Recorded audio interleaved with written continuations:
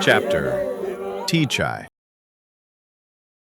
It was a joy to watch how people here mix a random beverage in a mug with such enthusiasm.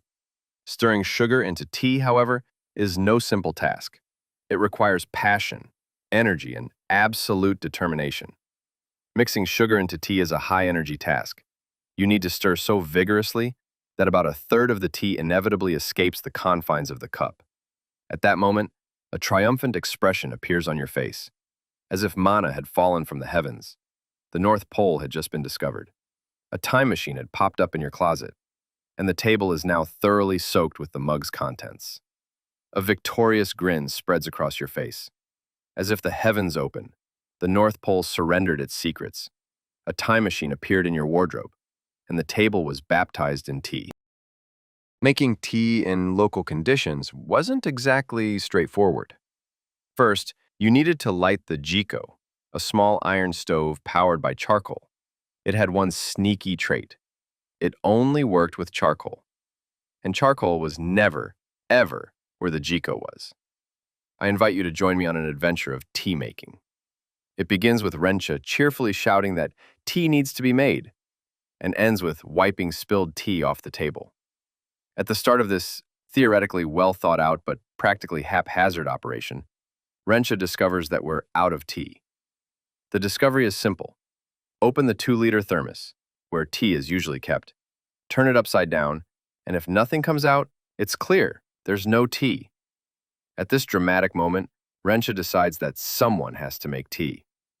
Since I'm the older European ignoramus, and Sekinoy is a kind, non-confrontational young African, guess who gets the job?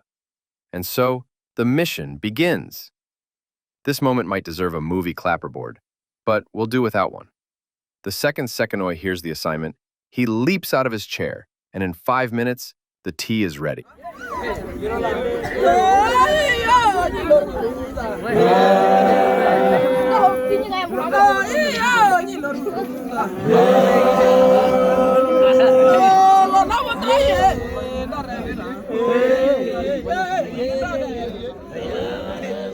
Of course, that's just a joke. Take 2. The first attempt flopped. Let's move on to the next scene. If the thermos has any tea left, he dumps it into the nearest glass and nonchalantly delivers the news to Rencha. After a passionate discussion about whether the thermos is full or half empty, one day, I might write a book titled Pointless Questions in Culinary Arts. Sekinoy finally concedes that any resistance is futile and gets to work. I would like to emphasize the word slowly. Very slowly. Fortunately, the small iron stove powered by charcoal, known as the jiko, is usually not a problem. It's exactly where it's supposed to be, sitting in its spot, approximately 50 meters from the house. Officially, the mission is underway. The thermos is empty, the running shoes are laced, the shorts are ironed, and the jiko is within reach.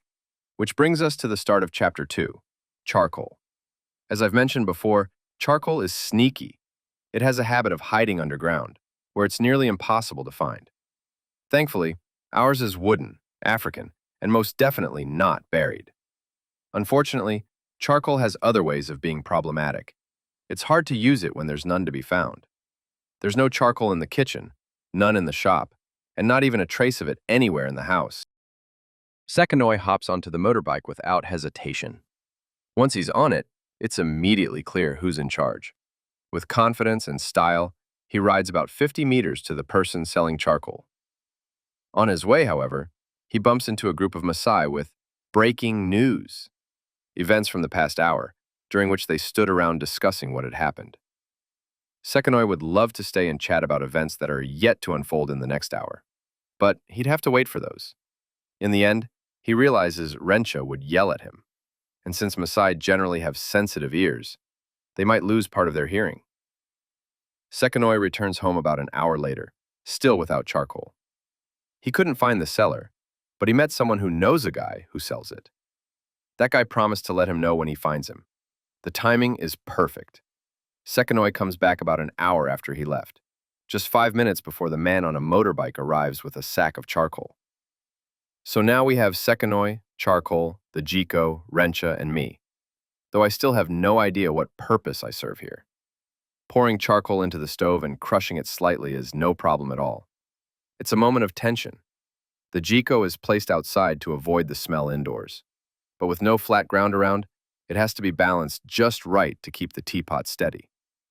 The tension stems from Sekanoi's firm belief that the Jiko is steady, contrasted with Rencha's certainty that it's so off-kilter it will take both the stove and the pot down with it. To me, the whole thing is pure fun, and I can't help but throw in a bit more fuel to the fire. Only later did I realize that for the Maasai, building something perfectly upright and perpendicular to the ground might truly be a challenge. In the bush, everything is skewed, and right angles are a rarity. Branches, trees, shrubs, they all grow at an angle, making it genuinely difficult to find a right angle. Back home, it's the exact opposite, a paradise of right angles and vertical lines. Everything is square and upright. From childhood, we've been used to how things should look. So the Jiko and the Leaning Tower of Pisa are my two favorite, slightly less than perpendicular things. Rencha twists the Jiko on the ground in various directions, trying to find the flattest spot possible. When she finally succeeds, she proudly shows it off to everyone. This is the magical place where the Jiko creates a perfect right angle with the earth, the house, the sky, the sun, and, naturally, a passing donkey.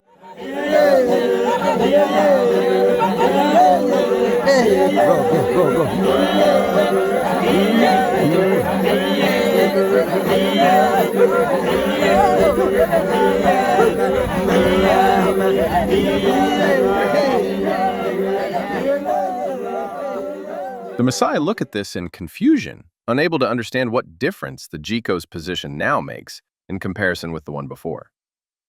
The whole situation reminds me of a computer game where you carry various items from one place to another, only to have a giant rock fall on your head and kill you in the end. And you still don't understand why. The Jiko isn't lit yet. The next step is to get it burning. For this, a thick, sturdy plastic bag is used. You light it, and fiery drops start dripping onto the charcoal below. The drops keep falling until the plastic is entirely consumed. The smell of burning plastic spreads everywhere, and the charcoal begins to smolder gently. Since this process would take too long on its own, you need to fan the flames using the lid of a bucket. And not just any lid. It has to be a blue one. Nothing else would work. The Jiko is finally burning. The operation has been underway for 2 hours with unwavering intensity.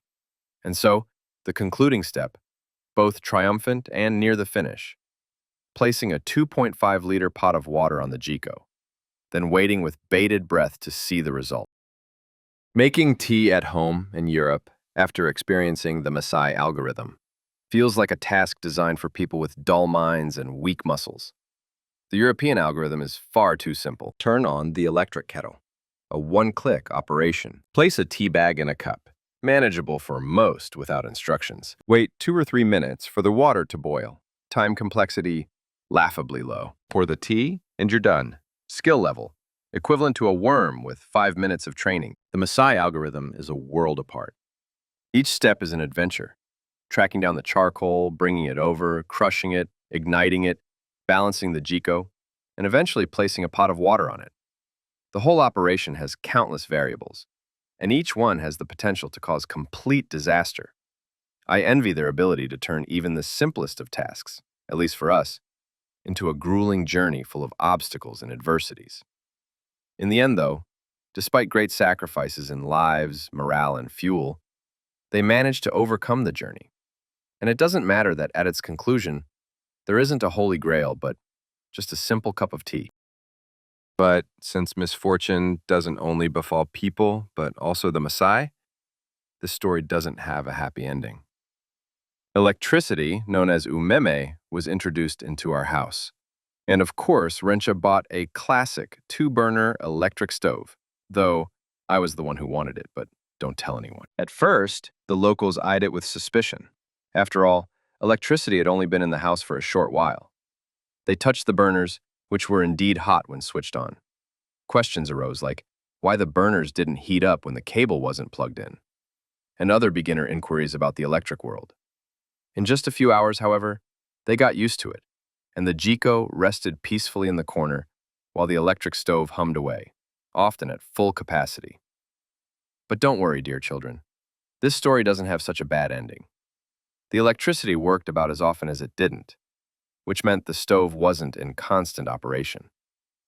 Cooking on the Jiko wasn't an option either. It was just too much work, so we often ended up without tea altogether.